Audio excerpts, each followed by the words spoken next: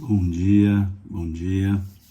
Hoje, 1º de junho de 2025, seguindo com o nosso estudo da carta de Paulo aos Romanos.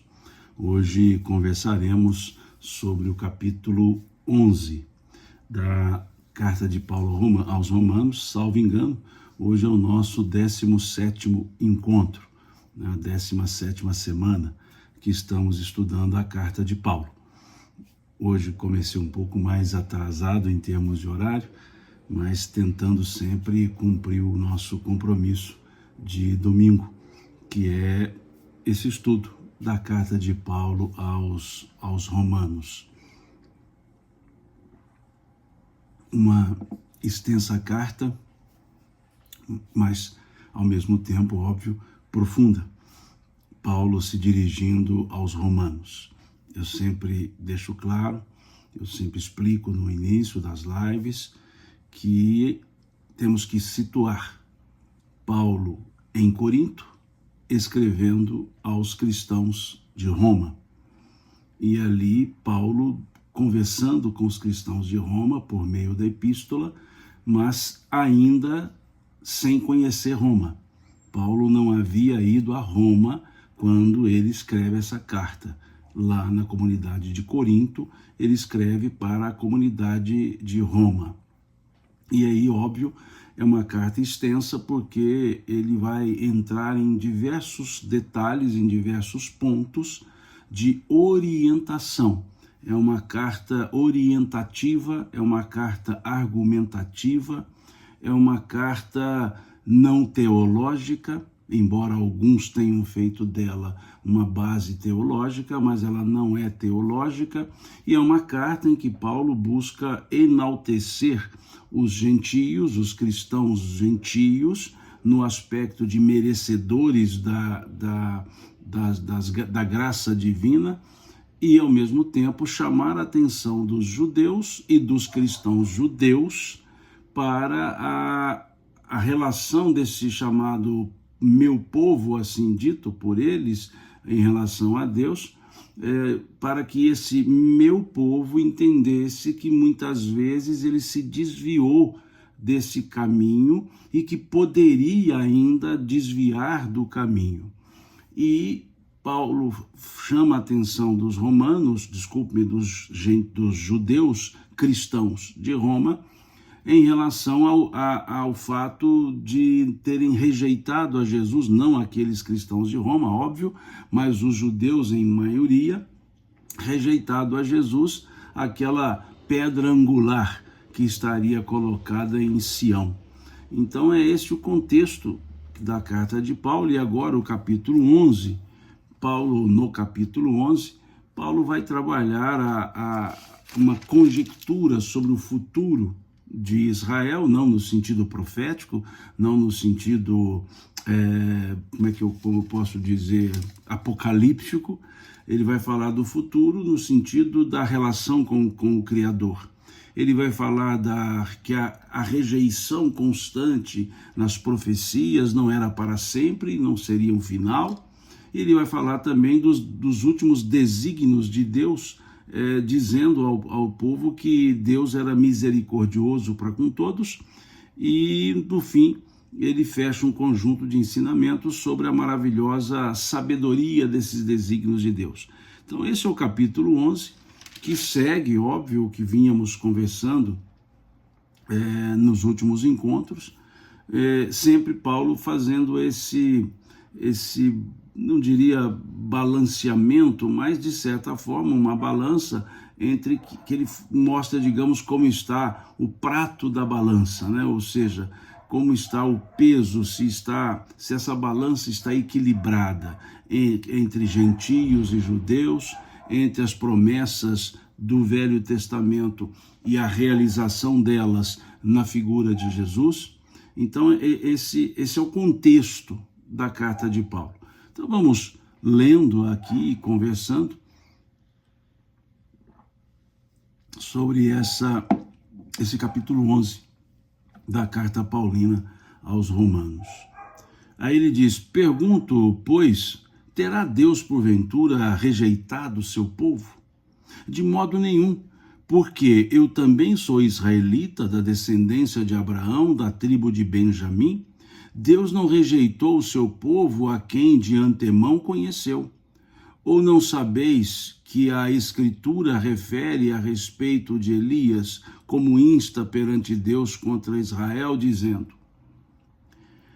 Senhor, mataram os teus profetas, arrasaram os teus altares, e só eu fiquei, e procuraram tirar minha vida.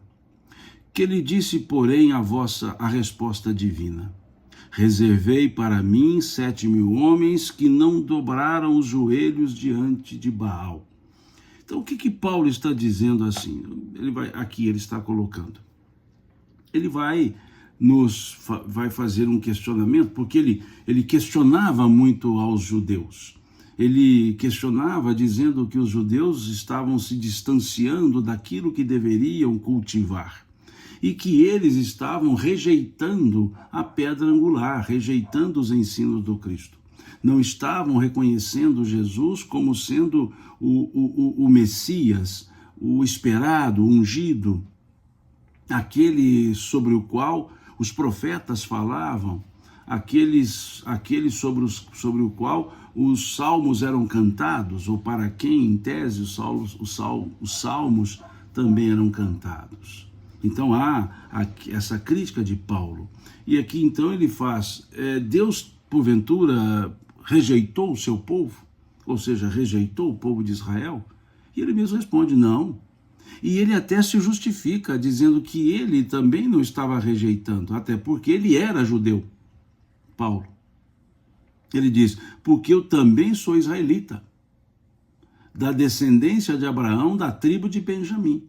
Judeu no aspecto religioso, não no aspecto da tribo de Judá.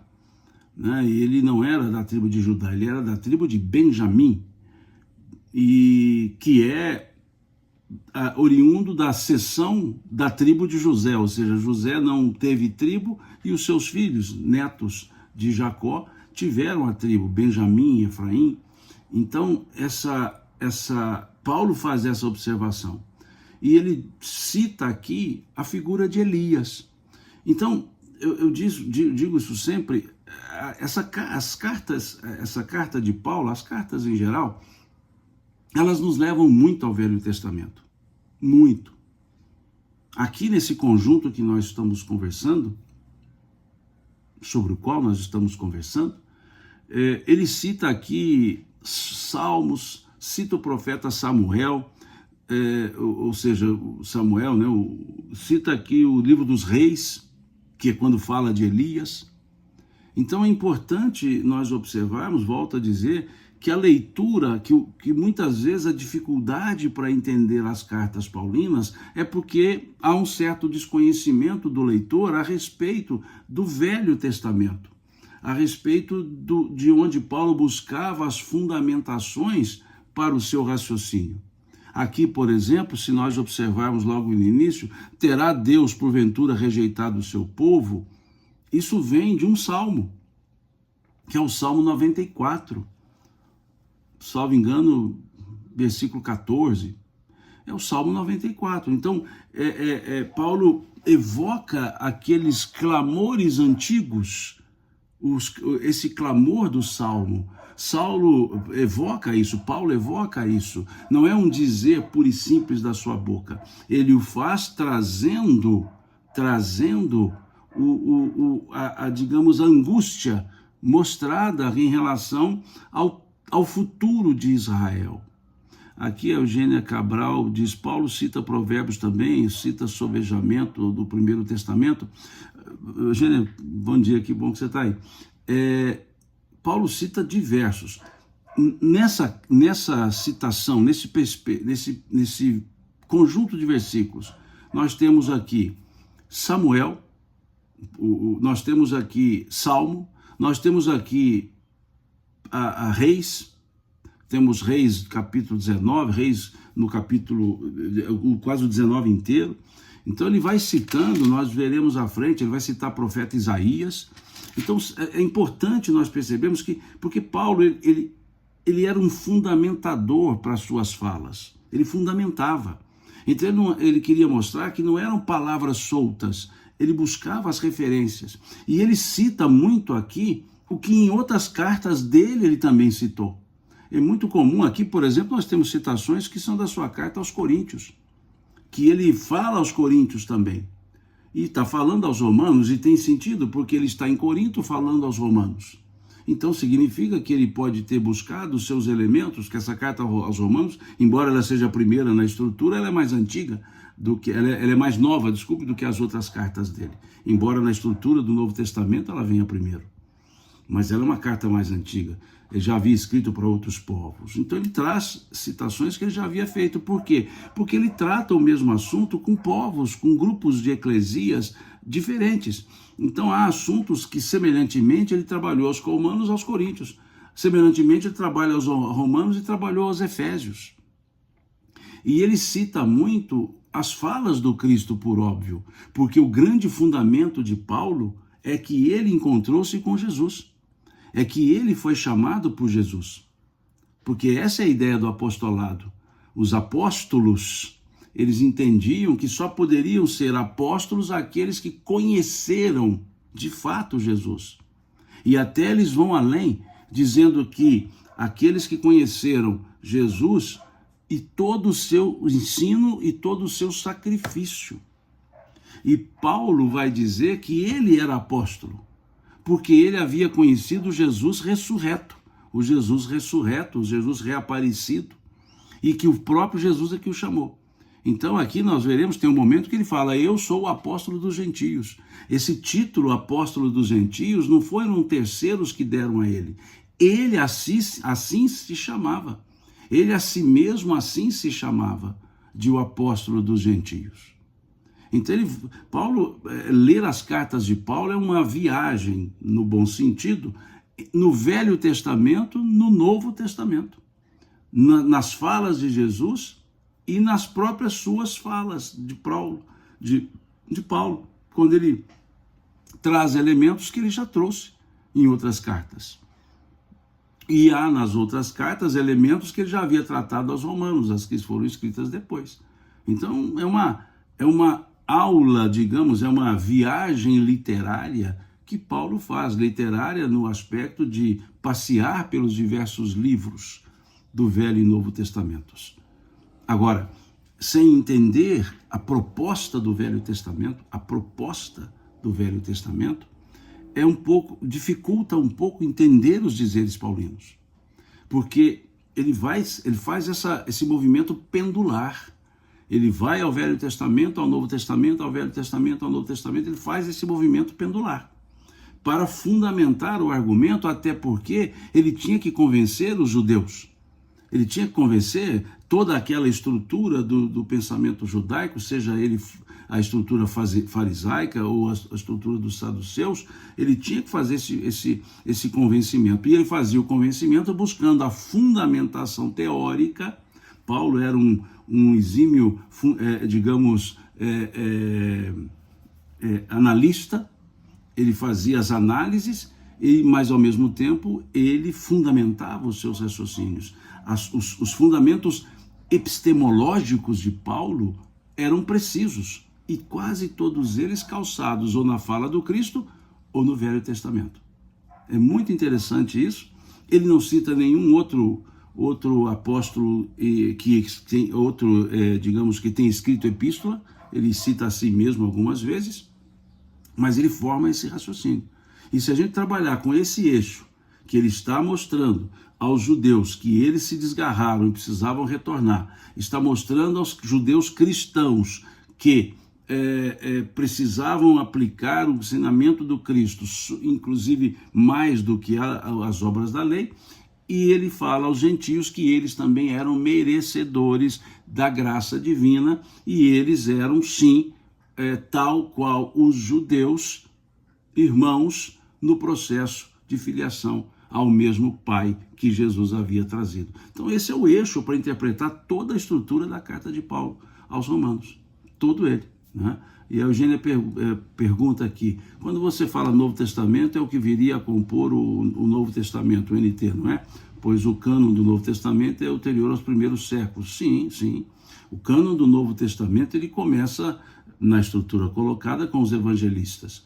Então, ali no Novo Testamento, nós temos os evangelhos, temos os Atos dos Apóstolos e temos as epístolas. As epístolas de Paulo, as epístolas de Pedro, as epístolas de João, a epístola de Tiago, a epístola de Judas, e temos o Apocalipse, que é um livro que foi inserido no Novo Testamento no século VII. Ele já não é lá logo do início, nas composições do século IV, porque a estrutura que nós conhecemos hoje do NT, ou seja, do Novo Testamento, é a estrutura que foi compilada no século IV, quando ali, no papado do Papa Dámaso I, é feita essa compilação por São Jerônimo, que escreveu a primeira estrutura, que foi a Vulgata. Então, no primeiro movimento não havia o Apocalipse. Ora ele entrava, ora não, um grupo de eclesias tinha o Apocalipse, outras não, outro grupo não, e depois no século VII ele já encaixa-se como uma estrutura, digamos, canônica do Novo Testamento. Então, Paulo, ele faz parte, as suas cartas, faz parte da estrutura do Novo Testamento, no sentido do livro da Bíblia, o NT, né? Exatamente. Agora, lembremos que Paulo era então um estudioso, um estudante até da lei, visava o Sinédrio e era judeu, né? Era judeu de religião, ele diz aqui, ele era israelita, da tribo de Benjamim. Então ele tinha, obviamente, um conhecimento pleno do Velho Testamento, e assim como Mateus no Evangelho tem esse objetivo, ou seja, calçar Jesus na estrutura, ou com a estrutura dos profetas, com a estrutura da lei. Então Paulo sempre traz o Velho Testamento nesse sentido, para fundamentar que Jesus era o Messias esperado, como a estrutura do Evangelho de Mateus. O Evangelho de Mateus, ele foi escrito com essa finalidade, de mostrar que Jesus era o Messias. Então o Evangelho de Mateus é o evangelho mais rico em citações do Velho Testamento. É o evangelista que mais cita o Velho Testamento, em especial os profetas, para dizer que Jesus cumpria as profecias. E se ele cumpria as profecias, logo ele era o Messias. E Paulo tem essa preocupação aqui na carta aos Romanos de fundamentar isso. Por isso ele vai ao Velho Testamento, aos textos proféticos, aos textos dos Salmos, e vez outra ele vai ao Eclesiastes, ele vai ao Cântico dos Cânticos, ele vai também citar essas estruturas aos Juízes, ao livro de Samuel, né, a história de Samuel, aos Juízes, aos Reis. Ele aqui, por exemplo, está citando o livro dos Reis constantemente. Então, essa é a estrutura. E aí, quando ele fala, olha, mataram os teus profetas, arrasaram os teus altares e só fiquei eu, e procuraram tirar minha vida, é o cântico de Elias, que era o profeta, que é tido como o maior dos profetas pelo povo, o maior dos profetas. E Elias havia, então, entrado em confronto para demover o povo do sacrifício ao deus Baal. Então Elias, por isso que aqui ele traz a citação do livro de Reis, capítulo 19, dizendo: reservei para mim 7.000 homens que não dobraram os joelhos diante de Baal. Então aqui Paulo está dizendo que há muito se buscava a unicidade, a ideia do Deus único, e que muitos pereceram por causa disso, e que por isso Deus não abandonou Israel. Ele usa os versículos 3, 4, né, 2, 3, 4, para fundamentar o argumento que está lá no Salmo 94, no livro de Samuel, lá no Samuel, no capítulo 12, quando ele fala, Deus teria porventura rejeitado o seu povo? Lógico que não. E aí ele traz o sacrifício, digamos, a luta de Elias, o maior dos profetas. Tanto é que na transfiguração, lá no capítulo 17 de Mateus, nós temos a figura de Elias e Moisés, compondo uma estrutura junto com Jesus. E ali diz o texto que aparecem Elias e Moisés conversando com Jesus. O que é essa simbologia da transfiguração com a figura desses dois? Momentos antes dias antes, Jesus havia dito que o amar a Deus e amar o próximo, ou seja, o amar, nele se resumia, ou se resumiam, toda a lei e os profetas. Então dizia que o mandamento único era amar a Deus e ao próximo. E diz Jesus, desses dois mandamentos, amar a Deus e ao próximo, desses dois mandamentos dependem a lei e os profetas. E quem aparece na transfiguração dias depois com Jesus? A lei e os profetas, Moisés e Elias. Moisés simbolizava a lei, Elias era o maior dos profetas.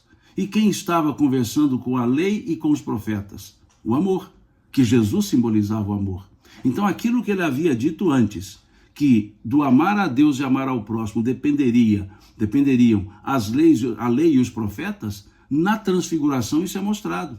O amor simbolizado, quer dizer, Jesus conversando com a lei, Moisés conversando com Elias, os profetas, dizendo que a lei e os profetas se consumiam, melhor dizendo, se fundiam no amor, que era a figura do Cristo na transfiguração. Por isso é que aparece Moisés e Elias conversando com Jesus. É como se a lei e os profetas se resumissem, se encontrassem na figura do amor. Por isso ele dizer, desse mandamento, desses dois, amar a Deus e ao próximo, depende a lei e os profetas. E o fenômeno da transfiguração demonstra isso. A lei e os profetas conversando, se unindo, se convergindo para a figura do Cristo que representava a revelação do amor. Então esse é o grande simbolismo da transfiguração. É o grande simbolismo. Mais do que mostrar a excelsitude do Cristo, a autoridade do Cristo, porque ele conversava com as duas maiores autoridades, Moisés e Elias, mas ele estava demonstrando ali para os 3 apóstolos, que depois levaram e anunciaram, que na figura de Jesus, ou para a figura de Jesus, convergia a lei, convergia os profetas. E aí Paulo traz aqui essa figura. Paulo traz aqui a figura dos profetas, porque da lei ele já falou várias vezes antes. Então ele vai trazer essa figura. E assim ele continua dizendo, assim pois também, como no tempo de Elias, ele diz, no tempo de hoje, sobrevive um remanescente segundo a eleição da graça. E se é pela graça, já não é pelas obras. Do contrário, a graça já não é graça. Que diremos, pois? Israel busca isso, o que Israel busca? Isso não conseguiu, mas a eleição o alcançou, e os mais foram endurecidos, como está escrito. Aí ele cita Isaías. Deus lhes deu espírito de entorpecimento, olhos para não ver e ouvidos para não ouvir, até ao dia de hoje. E diz Davi, torne-se-lhes a mesa em laço e armadilha, e em tropeço e punição. Escureçam-se-lhes os olhos para que não vejam, e fiquem para sempre encurvadas as suas costas. Aqui está Salmo. Então vejam que interessante. Lembram sempre que Jesus dizia, quando ele contava, quando ele ensinava, ele dizia, quem tem olhos para ver, quem tem ouvidos para ouvir. Quem tem olhos para ver, que vejam. Quem tem ouvidos para ouvir, que ouçam. Não é assim que ele dizia? Então veja como que Jesus também não se afastava. Quando Jesus dizia, quem tem olhos de ver que veja, ouvidos para ouvir que ouçam, ele está citando na forma inversa o profeta Isaías, lá no capítulo 29 do livro do profeta Isaías, quando Isaías disse, Deus lhe deu espírito de entorpecimento, olhos para não ver e ouvidos para não ouvir, até ao dia de hoje. E diz ainda Davi, torne-se-lhes a mesa em laço e armadilha, em tropeço e punição, escureçam-se-lhes os olhos para que não vejam e não fiquem para sempre encurvadas, suas costas. A Eugênia pergunta quais os versículos, Eugênia. Eu estou no capítulo 11, esses últimos que eu li são os versículos 5, 6 e 7. Aliás, até o 9, essas falas de Isaías. Né? Aqui o Reginaldo diz, compreendi a transfiguração de maneira clara. Faesídio, deve ser Exídio, você poderia nos falar com estudos sobre a série The Chosen. Olha, sobre essa série The Chosen, eu vou indicar para vocês uma sequência de vídeos feita essa sequência por uma grande amiga, Daniela Migliari. Depois entrem no YouTube dela ou no Instagram, ela fez um estudo e continua fazendo um estudo da série The Chosen. E um estudo muito legal, um estudo muito bom, né? Então eu indico a vocês, conheçam a página da Daniela Migliari de Brasília, e tanto o canal dela no YouTube quanto a página dela no Instagram. E fica aqui a sugestão, fica aqui essa sugestão. E é importante lembrarmos, Faesídio Guidotti, que o próprio título, The Chosen, quer dizer, os escolhidos, a visão da série não é mostrar Jesus, é mostrar Jesus sob os olhos dos apóstolos, sob o olhar dos apóstolos. Por isso chamado Os Escolhidos, por isso a série se chama The Chosen, ou seja, os escolhidos. Para mostrar, o foco da série é mostrar o comportamento dos apóstolos. Óbvio, mostrando o comportamento de Jesus, mas ali o Jesus pastor das ovelhas, né? O Jesus o bom pastor, o Jesus a videira, né? E ali o foco é mostrar como esses apóstolos, como esses discípulos, como esses escolhidos foram escolhidos, mostrar a personalidade deles, mostrar que havia grupos, né, os mais próximos, os médios, por exemplo, André, Pedro, João e Tiago formavam um grupo, Felipe e Natanael formavam outro grupo. Então a série vem mostrando a característica daqueles que foram escolhidos, como a nos dizer sobre as nossas características, para nos dizer que temos as nossas percepções. E ali ele mostra, a série vai mostrar as angústias, as agruras, e óbvio, sempre Jesus como sendo o eixo. Mas é o eixo para mostrar os escolhidos. Diferente de outros filmes que mostram, como o filme A Paixão de Cristo, foca no sacrifício da cruz. O filme Jesus de Nazaré mostra a história focada diretamente na historicidade do Cristo. E o The Chosen tenta mostrar a característica dos escolhidos, por isso o título, The Chosen, os escolhidos, e mostrar o dia a dia de um Jesus humano, de um Jesus que lidava com as pessoas, que se divertia com as pessoas, que fazia algumas brincadeiras com as pessoas, algumas piadas até com as pessoas, tentando mostrar como eram e mostrar que esses apóstolos eram pessoas comuns.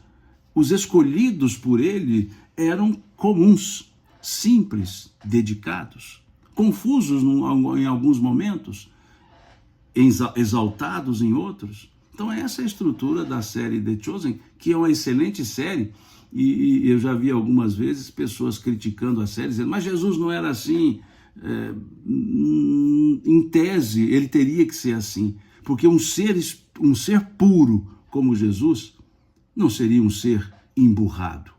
Um ser puro como Jesus não seria um ser raivoso, não seria autoritário, seria, pelo contrário, uma pessoa natural, uma pessoa de convívio agradável, uma pessoa carismática, agradavelmente carismática, porque senão ele não estaria convivendo com as pessoas. Ele que se disse, como ele se dizia, o servidor, e como um servidor seria mal-humorado.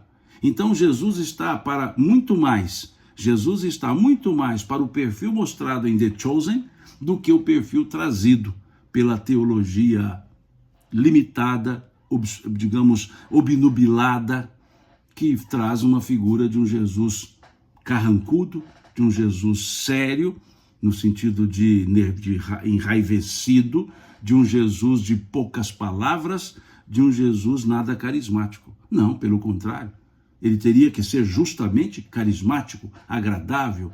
Imaginemos a cena, ele convidando uma criança a estar com eles, né? E se ele fosse uma pessoa ranzinza, Que criança chegaria até ele? Que comparação seria lógica ele dizer que o reino de Deus é para aqueles que se assemelham às crianças, se ele fosse uma pessoa de coração empedernido, endurecido, raivoso, cara bravo? Não, não cabe esse sentido. Então, é o comentário que eu faço, assim, rapidamente, a seu pedido, Guidotti. Mas sugiro que entrem no canal da Daniela Migliari e também no Instagram dela, que vale a pena, né, para conversar um pouco sobre o The Chosen. Né? Seguindo aqui, deixa eu ver se tem mais alguma observação. Tranquilo. Ótimo. Bom, aí Denise diz, na verdade, eu nunca vi o filme ou foto de Jesus sorrindo. Pois é. Né? E eu acho que o que mais ele fez aqui foi isso. Foi sorrir, foi abraçar as pessoas, foi olhar com candura, foi olhar com carinho, porque senão não seria um ser para o qual nós iríamos quando precisássemos. Como ele disse, vinde a mim, todos vós que estáis carregados, que estáis sobrecarregados, que eu vos aliviarei. Como que ele aliviaria as pessoas com severidade? Não é? Então, pensemos nisso. E aí, então, Paulo faz essa observação, né, dizendo isso, né, que o povo, os judeus, eles precisavam entender que eles não estavam rejeitados, mas eles estavam rejeitando a figura do Cristo, o ensino do Cristo. E aqui é bom observar, né, volto a dizer, Jesus também ele transitava muito bem no Velho Testamento. Então, em muitas das suas ações, muitas das suas falas atrelavam-se a dizeres do Velho Testamento. Aqui está um exemplo. Quando Isaías, o profeta, dizia, né, que o Deus deu entorpecimento para os olhos não verem e os ouvidos não ouvirem. Por isso Jesus dizia, quem tiver olhos para ver, que veja, quem tiver ouvidos para ouvir, que ouça. Então tinha essa transição. Depois vem Paulo falar sobre a rejeição, que essa rejeição de Israel, na fala anterior dele, não é final.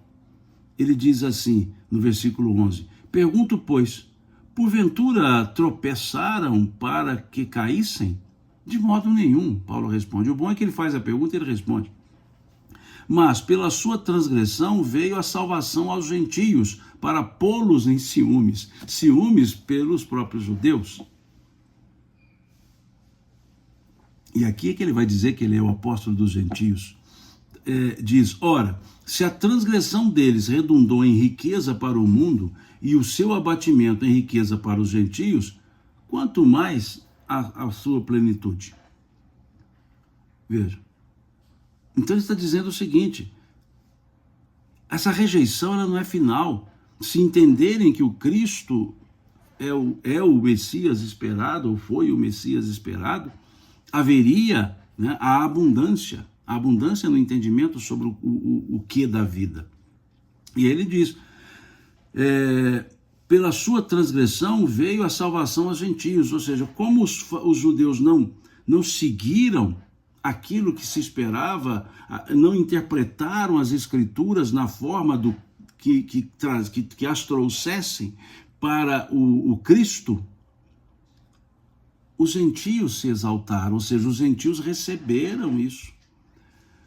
Ou seja, a pedra que os construtores rejeitaram, fala de Paulo, fala de Pedro, é uma profecia de Davi, a pedra que os construtores rejeitaram serviu de pedra angular para novas construções. Ou seja, o que os judeus rejeitaram, os gentios absorveram. É interessante isso. E a gente pode ver claramente, primeiramente, aliás, a ideia do Cristo de levar o ensino aos judeus. Isso nós vemos no capítulo 15 do Evangelho de Mateus. No capítulo 15 do Evangelho de Mateus, nós temos a passagem da mulher cananeia, ou em outras traduções, mulher cirofenícia, que era uma mulher gentílica, do povo gentil, chamados gentios, né? Os povos, porque eram todos que não fossem judeus eram gentios, romanos eram gentios, cananeus eram gentios, fenícios eram gentios, sírios e aí sim muitos outros. E nesse diálogo, essa mulher cananeia, ela roga a Jesus para que curasse a filha dela, que estava endemoniada. Ela diz: Senhor, filho de Davi, tenha compaixão de mim, que minha filha jaz doente em casa. E ele responde para ela assim: eu não vim senão para as ovelhas desgarradas da casa de Israel. Então ele está dizendo o seguinte: olha, eu estou aqui para trazer de volta aquelas ovelhas do primeiro rebanho, do aprisco, né, do primeiro rebanho, para que eles voltem ao rebanho. Né? A Amélia Rodrigues chama a mulher cananita. Sim, é o capítulo, salvo engano, 8º do livro Primícias do Reino. Está até fácil aqui, fica bom de pegar. Deixa eu até pegar aqui.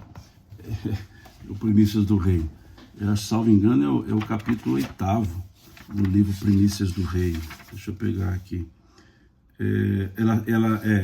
O título é A Apelante Cananita, né?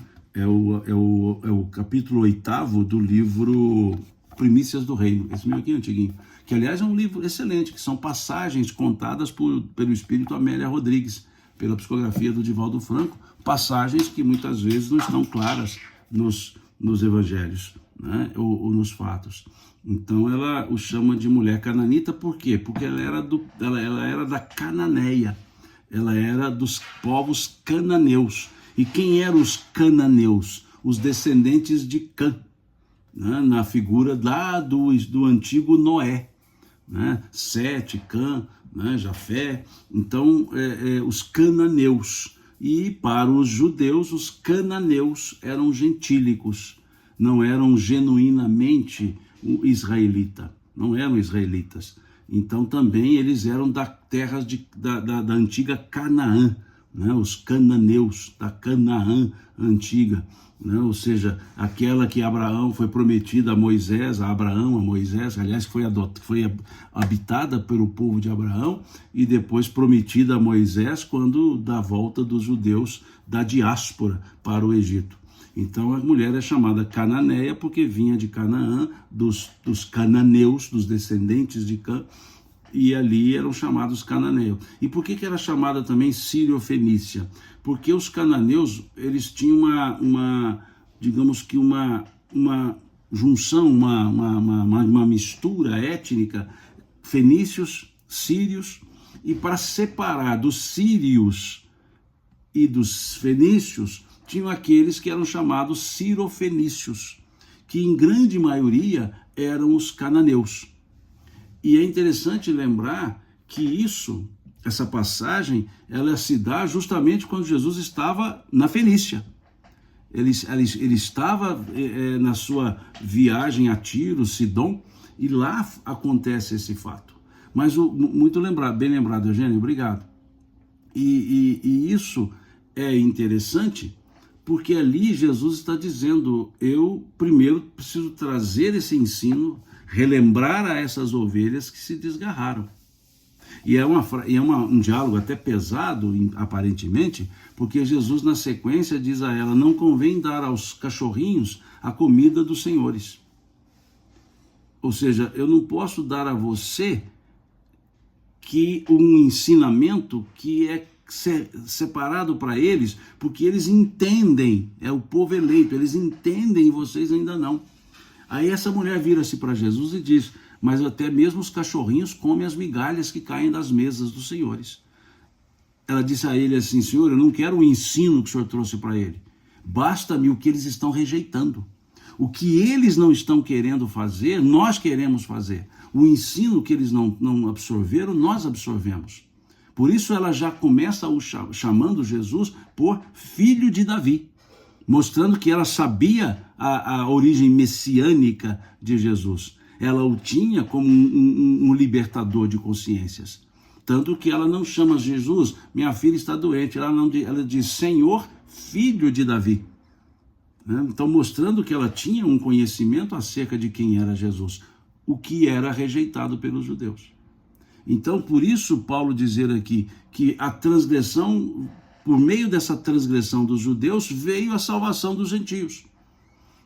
para pô-los em ciúme. Ou seja, eles retêm a graça de Deus pela fé em Cristo.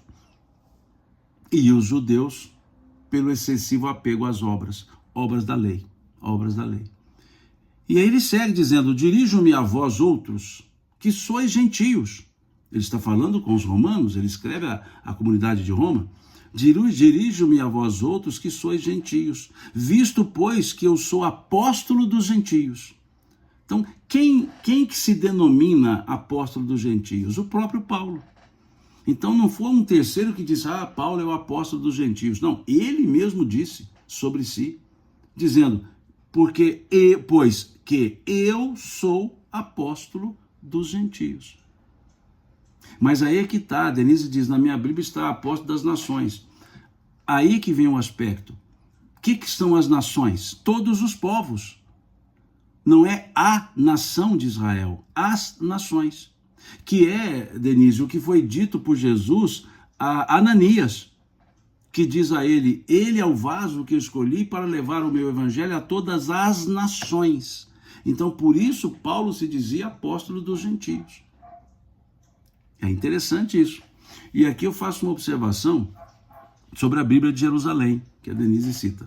É uma excelente tradução, sem dúvida. Mas a matriz linguística dela é a matriz francesa. A Bíblia de Jerusalém, ela é uma tradução até recente, ela foi a última edição corrigida, ampliada e ajustada, é da década de 70 desse ano. É uma tradução muito recente. E ela traduz a base, a matriz, nós chamamos matriz linguística da Bíblia de Jerusalém, é a matriz latina, óbvio, porque ela é a matriz francesa, mas ela foi escrita por um grupo de traduzida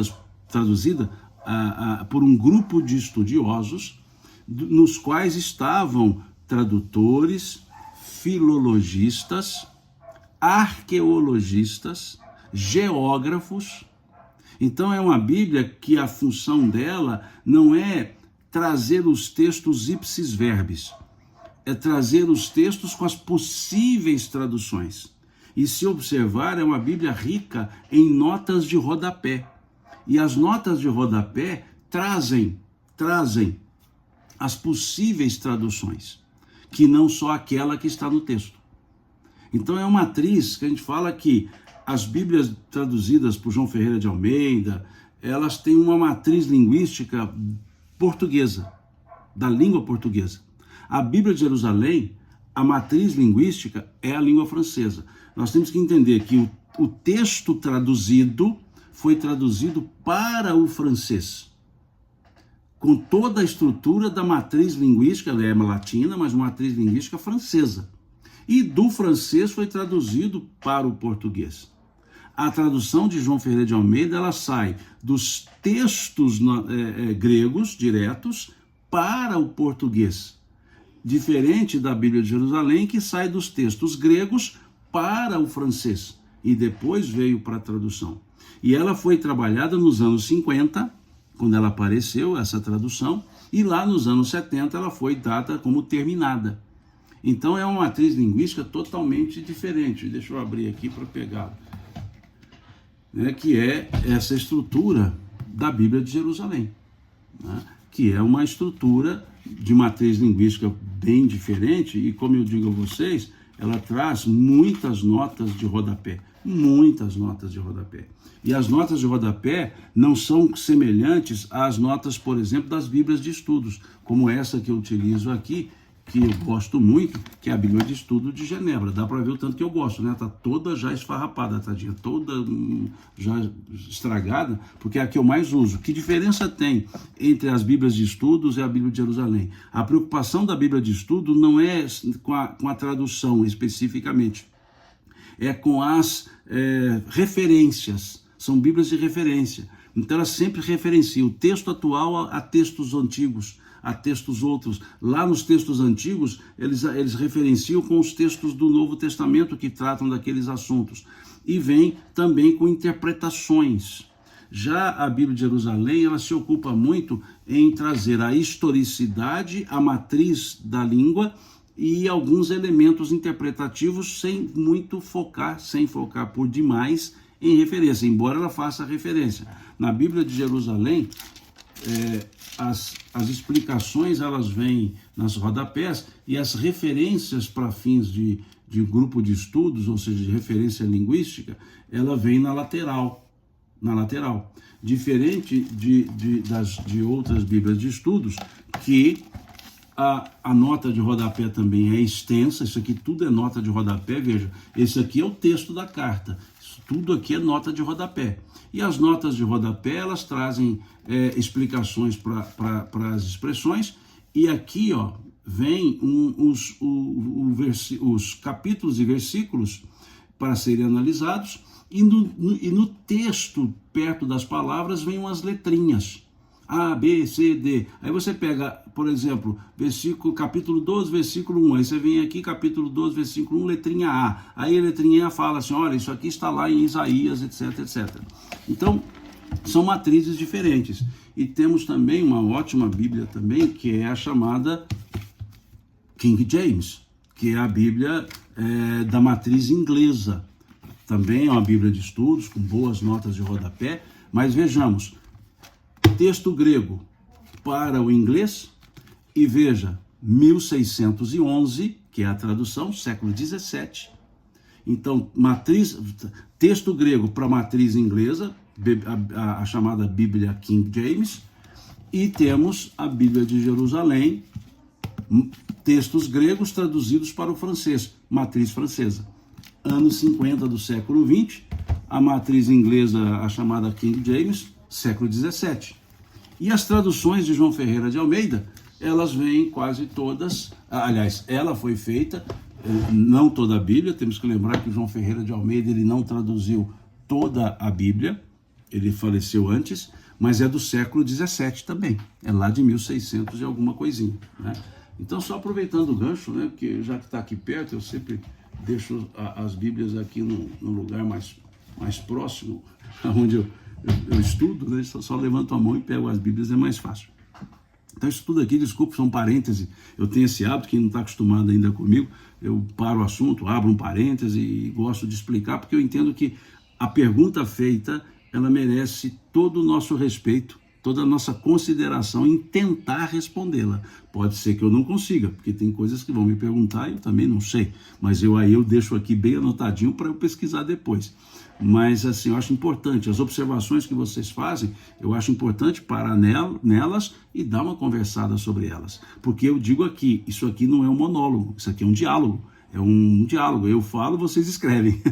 Então, é um diálogo, né? Por isso que eu dou essas paradas, saio um pouco aqui do texto, vou ali, pego uma referência, entro no assunto que foi trazido, que eu acho que isso dá uma certa robustez ao nosso estudo, né? Então, por isso eu faço esses parênteses, para quem não está acostumado comigo ainda, esses parênteses. Então, como a Denise aqui sugeriu a Bíblia de Jerusalém, eu achei interessante explicar como ela funciona, comparar outras, para a gente ir se familiarizando mais com essas questões das Bíblias. E aí diz então Paulo, visto pois que eu sou apóstolo dos gentios, glorifico o meu, ou das nações, glorifico o meu ministério, para ver se de algum modo posso incitar à emulação os do meu povo, a salvar alguns deles, ou seja, voltar para que eles entendam que Jesus é realmente o Messias. E ele diz, porque se o fato de terem sido eles rejeitados trouxe reconciliação ao mundo, que será o seu restabelecimento se não via dentre os mortos, ou seja, a ressurreição do Cristo. E se forem santas as primícias da massa, igualmente o será a sua totalidade. E se for santa a raiz, também os ramos o serão. Lembremos de Jesus dizer, eu sou a videira, e aquele galho que está em mim, ligado a mim, não perecerá. Paulo está fazendo alusão a essas mesmas imagens ou símbolos que Jesus trazia, né?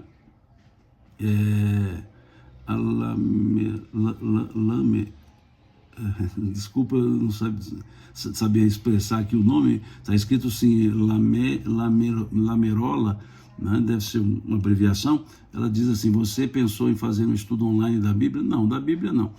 Estamos fazendo, na verdade, né? Estamos estudando sequencialmente a carta de Paulo. mas não assim no sentido, pegar desde o Gênesis, nós ficaríamos uma década, né, ou mais de uma, Lígia, obrigado Lígia, mais de uma estudando isso, então não tem essa pretensão e também não tem esse cabedal, né, para fazer tudo isso. Mas, de certa forma, estamos estudando a Bíblia online, porque aqui estamos online, conversando, e estudando as cartas de Paulo. Obrigado, viu, Lígia? E aí diz, se porém alguns ramos foram quebrados, e tu, sendo oliveira brava, foste enxertado em meio deles, e te tornaste participante da raiz e da selva da seiva da oliveira. Não te glories contra os ramos, porém se te gloriares, sabe que não és tu que sustenta a raiz, mas a própria raiz. Aqui Paulo está fazendo uma analogia simbólica. Ele diz, olha, a raiz é de oliveira, só que o galho quebrou, então pode colocar um galho novo, ou seja, um enxerto. Não um galho novo, pode-se fazer uma enxertia, e dessa enxertia, a nova árvore vai se formando, novo galho vai se formando, com outras características, a do enxerto e do enxertado, daquele que foi enxertado e daquele galho que serviu de base para o enxerto. Né? Ou seja, você corta um pedacinho do galho, ou mesmo do tronco, encaixa um outro, e ali eles vão se fundindo num processo simbiótico e vai surgindo nova estrutura.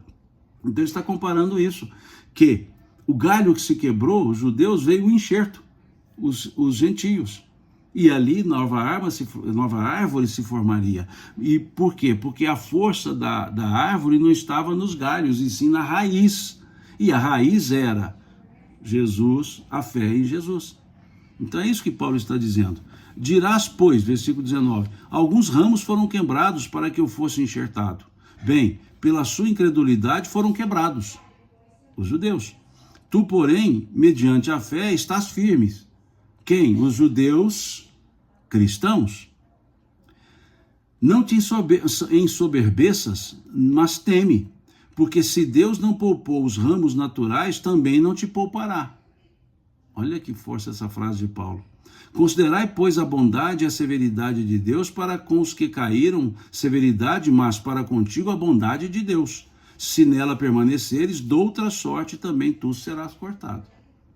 Você veja o exemplo dos outros que rejeitam ao Cristo.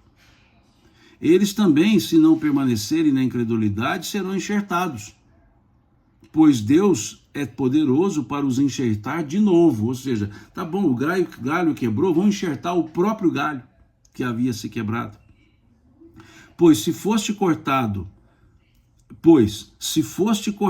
da que por natureza era oliveira brava, e contra a natureza enxertada em boa oliveira, quanto mais não serão enxertados na sua própria oliveira aqueles que são ramos naturais. Então ele está dizendo, olha, se os gentios, outra oliveira, se os gentios forem enxertados na oliveira boa, quanto mais não poderá ser enxertado aqueles que saíram da própria oliveira boa. Ou seja, é importante, ele está dizendo, olha, vocês têm o conhecimento, vocês têm toda a plenitude do conhecimento sobre o Criador, sobre Deus, sobre Jesus, e vocês estão deixando perder isso, estão perdendo isso, ou seja, estão sendo quebrados esses galhos. E outros estão sendo enxertados, aqueles que não eram daquela raiz, daquele tronco. Aqueles que não eram daquele tronco querem estar nesse tronco, os gentios. E vocês estão se rompendo nesse tronco. E ele diz, se Deus aceitou, quer dizer, enxertou-os de fora, por que ele não enxertaria novamente os que já eram de dentro? Ou seja, se os gentios estavam sendo entronizados, por que os judeus não poderiam novamente ser entronizados? E ele estava falando para a comunidade gentílica e a comunidade judia ou judaica que havia se convertido ao cristianismo. Que seriam esses novos, que seriam os galhos velhos colocados novamente, os galhos já oriundos. Então, e por que Paulo usa, a Denise diz, interessante a analogia de Paulo, por que ele usa a árvore? Porque Jesus usava isso. Ele dizia, eu sou a videira, e os ramos que nela estão ligados nunca perecerão. Então ele chamava de videira. Lembremos do símbolo lá do Velho Testamento. Lembremos do símbolo constante lá no Gênesis, do jardim do Éden, cheio de parábola, mas cheio de árvores. E duas delas eram árvores significativas, duas, das quais não se podiam tirar os frutos. A árvore da ciência do bem e do mal e a árvore da vida. A árvore da vida. E Jesus simboliza a vida, a árvore da vida. A ciência do bem e do mal, a árvore da ciência do bem e do mal, que na parábola o fruto é comido, é para abertura de consciência, ou seja, tomada de consciência, como está lá no Gênesis. Né? Eis que agora comeram do fruto, eis que agora sabe o bem e o mal, são como um de nós. E sobre a árvore da vida, ela estava intacta. E ela estava tão intacta que até protegida ela foi. Lá no Velho Testamento, no Gênesis, nós veremos que quando são, é parábola, mas quando são expulsos Adão e Eva do paraíso, nessa parábola, é dito assim: e o Senhor colocou na entrada do jardim 2 anjos com espadas flamejantes para que eles, Adão e Eva, não voltassem, comessem da árvore da vida e vivessem eternamente. E aí a ideia da árvore da vida vem em Jesus, quando ele fala da vida eterna, quando ele fala, meu reino não é deste mundo. Então Jesus simbolizava a vida. Por isso ele dizia que o ramo que não está ligado à videira será quebrado. Então por isso que Paulo utiliza a analogia simbólica com a árvore, porque a árvore é uma característica na simbologia de Israel. Tanto que o símbolo era a parreira. Desculpa, a figueira, falei errado. O símbolo era a figueira. O símbolo de Israel era a figueira. Por isso ele tem lá a figueira que secou, por isso Zaqueu subir numa figueira, por isso Natanael, Jesus dizia a Natanael que ele foi visto na figueira, debaixo de uma figueira. E o que simbolizava a figueira? A árvore da religião, da ciência religiosa. A figueira era tido como a ciência religiosa, a árvore da ciência religiosa.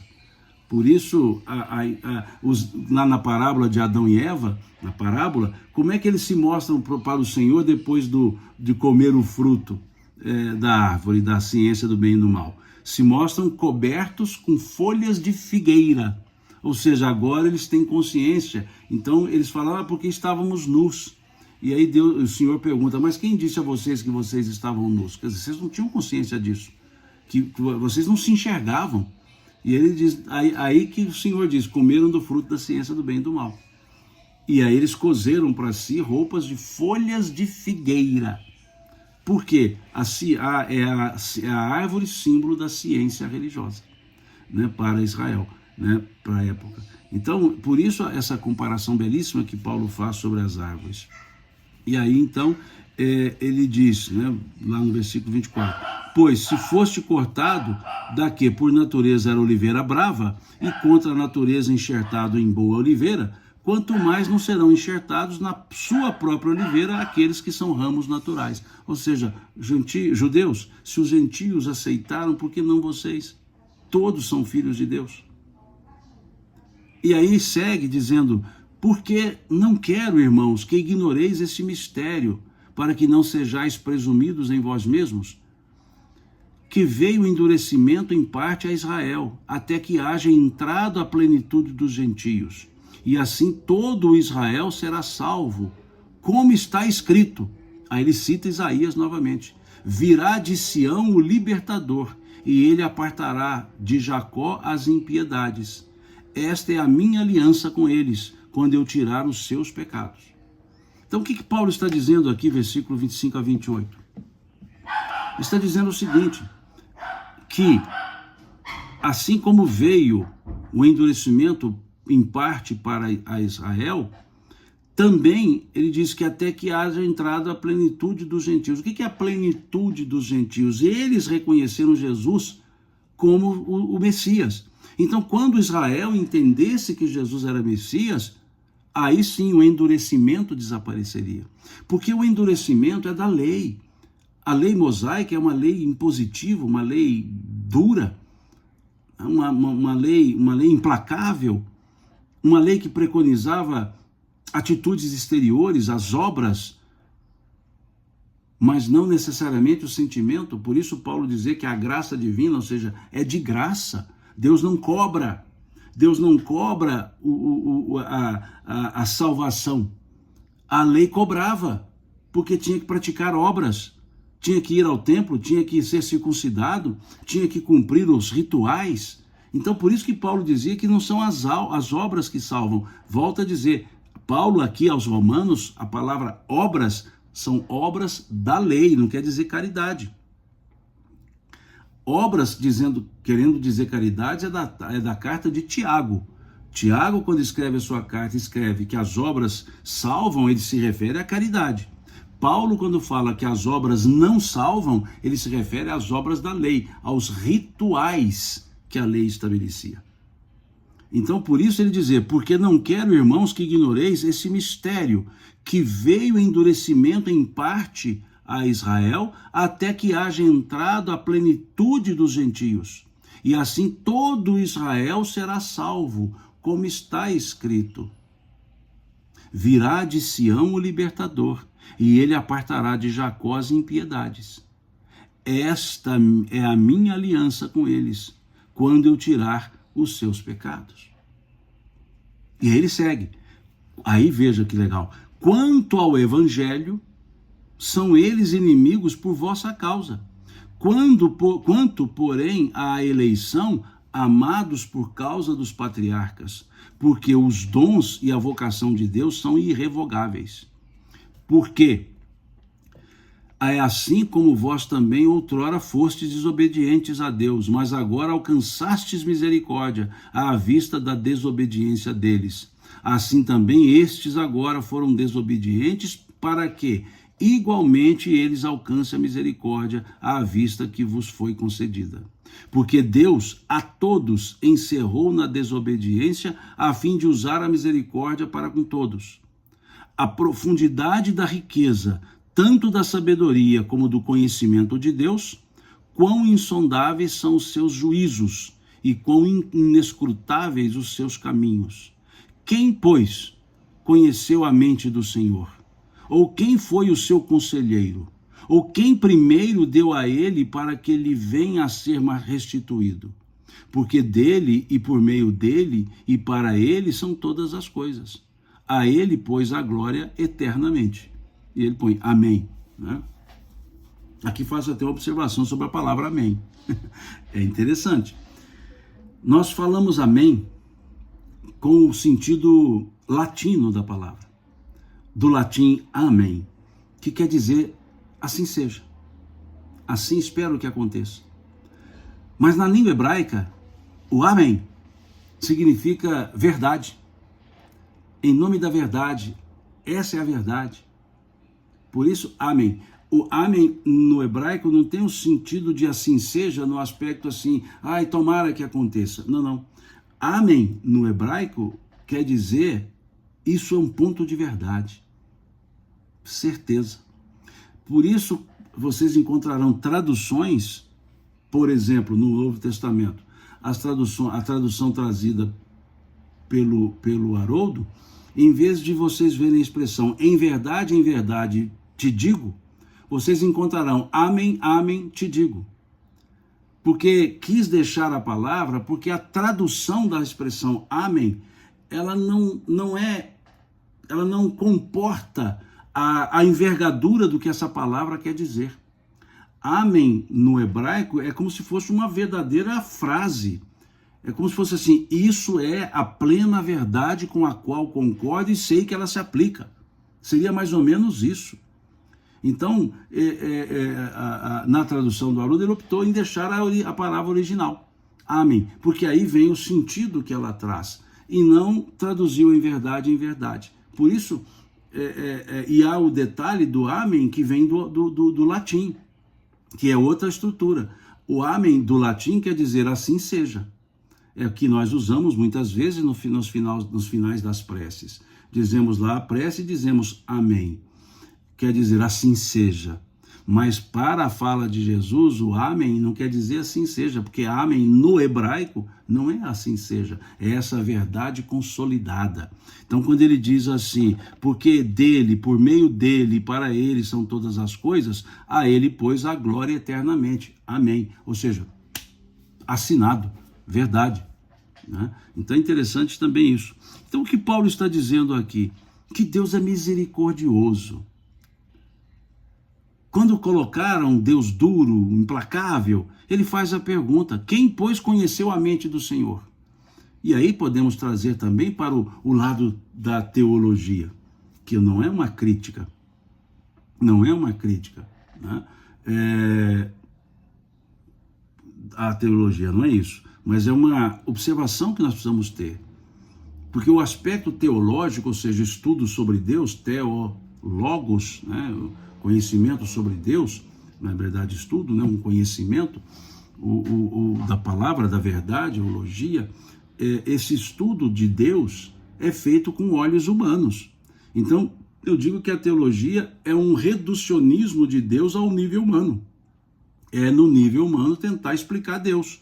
Então nós colocamos em Deus muito mais características humanas do que entendemos as próprias características divinas. Há um outro ramo da filosofia chamado teodiceia, que estuda os atributos de Deus. Atributos de Deus. A teologia estuda Deus. Quer entrar no âmago. Aí eu deixo essa pergunta de Paulo, que está no versículo 34 do capítulo 11. Quem, pois, conheceu a mente do Senhor? A teodiceia busca entender a natureza, busca entender os atributos. Eu não sei o que é Deus, mas sei que ele é imutável. Eu não sei o que é Deus, mas sei que ele é eterno. Eu não sei o que é Deus, mas sei que ele é soberano. Eu não sei o que é Deus, mas eu sei que Deus é justo. Eu não sei o que é Deus, mas Deus é bom. Então, a teodiceia, ela trabalha com os atributos que a divindade possui, sem os quais não poderiam ser a divindade. Então, Deus é imutável, único, eterno, onipotente, onipresente, onisciente. São atributos. Isso vem da teodiceia.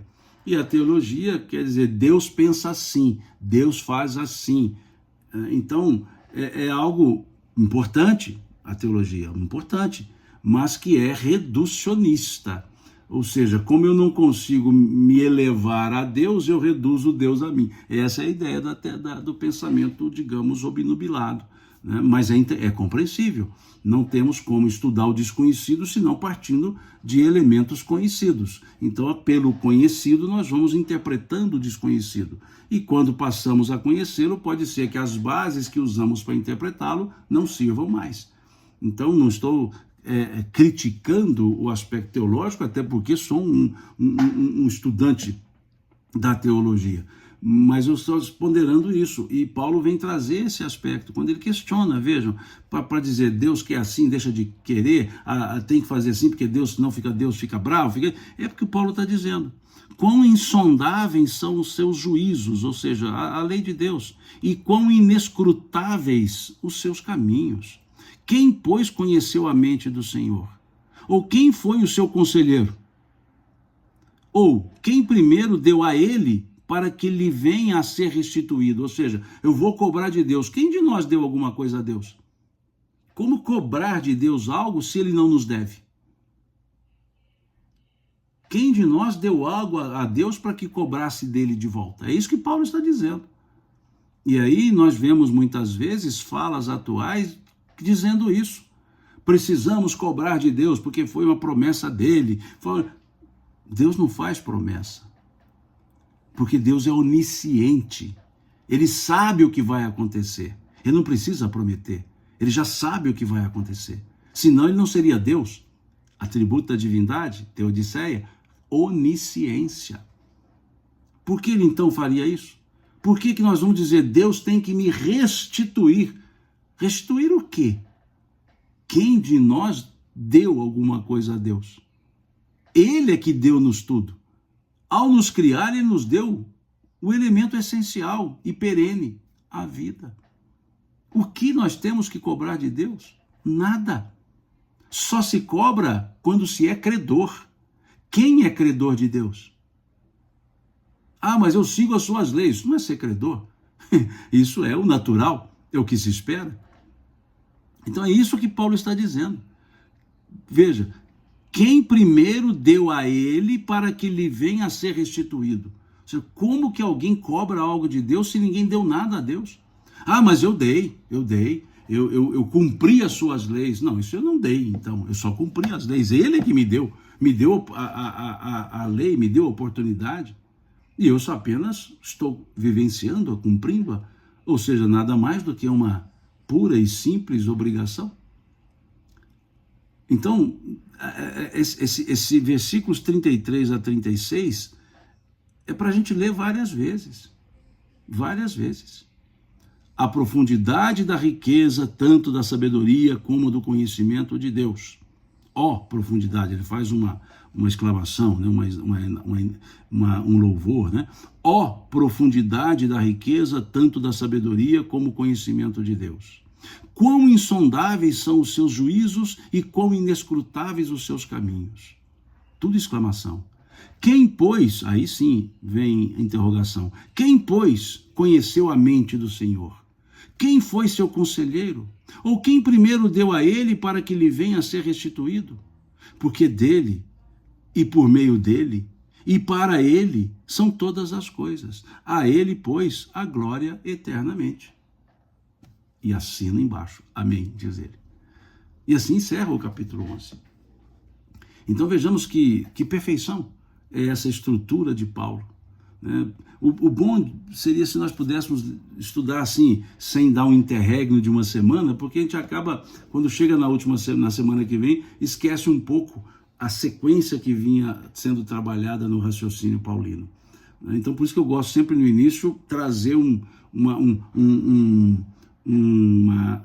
rememorar, né? Fazer uma rememoração do que ele havia dito, para que a gente entenda a sequência.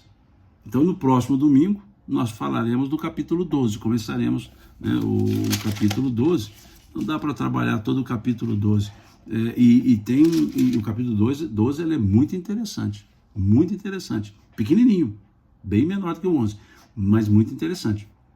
Temos falas lá muito interessantes sobre o bem e o mal, muito interessante.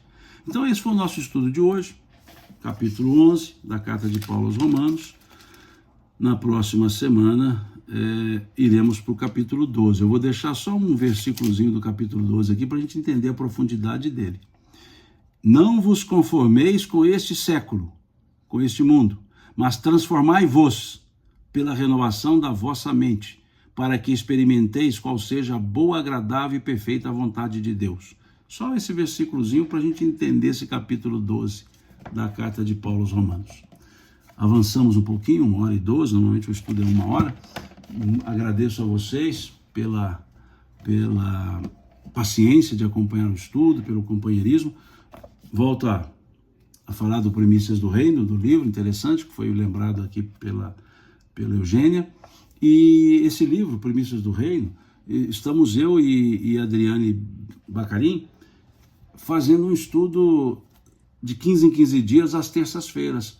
É por isso, Eugênia, que eu me lembrei fácil do capítulo 8, é porque foi o que nós estudamos na terça-feira passada.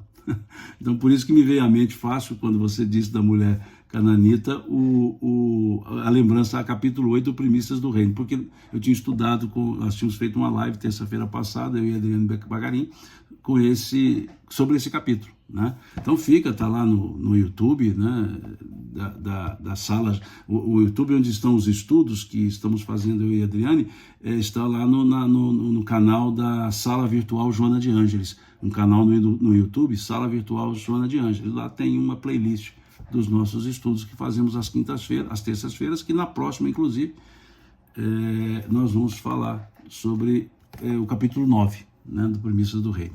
É isso, eu agradeço a vocês, Deus abençoe a vocês, que tenhamos todos nós uma excelente semana, que todos nós sejamos abençoados nessa semana que se inicia, nesse mês que se inicia, hoje, 1º de junho, já estamos no último mês do semestre, né? O ano tem andado um pouquinho rápido, ou nós temos sido um pouco agitados, e achamos que o ano está andando rapidamente. Então estamos no meio de junho, mês de junho, um mês no Brasil muito cultural, né, com a cultura das chamadas festas juninas, que são festas religiosas, mas envoltas, né, ou melhor dizendo, envolveram a cultura popular. Então podemos dizer que são festas populares, né?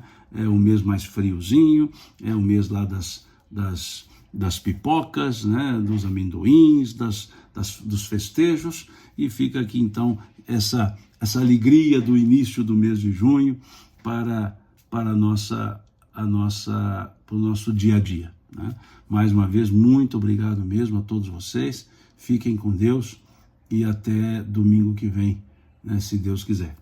Até!